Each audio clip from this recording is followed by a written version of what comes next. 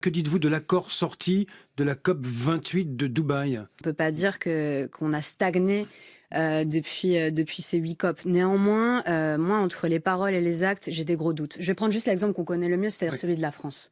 Les engagements que la France a pris devant la scène internationale et devant l'Union européenne, aujourd'hui, elle n'est pas capable de les tenir d'ici 2030. C'est physiquement impossible de réduire nos émissions de moitié dans les 7 années, 8 années qui nous restent, comme c'est nos obligations.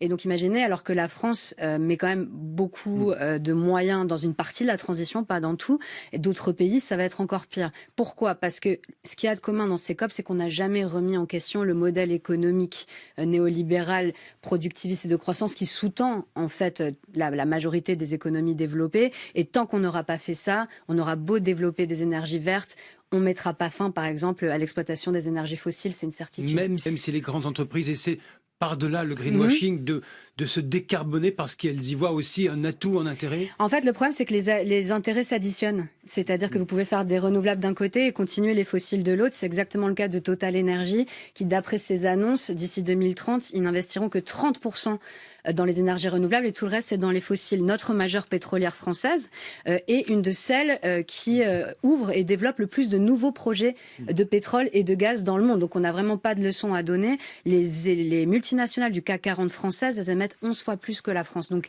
en fait, il ne faut pas attendre qu'elles s'y mettent gentiment, il faut les contraindre. Et aujourd'hui, c'est ça qu'on demande à Emmanuel Macron depuis des années déjà. Tout ce qu'on fera en France et les efforts qu'on demande aux Français ne valent rien si on contraint pas nos multinationales à nous. Donc, Alma Dufour, ce soir, pessimiste, déçu? Écoutez, on n'a pas le luxe d'être pessimiste. Il faut absolument continuer à se battre. Chaque demi-degré compte.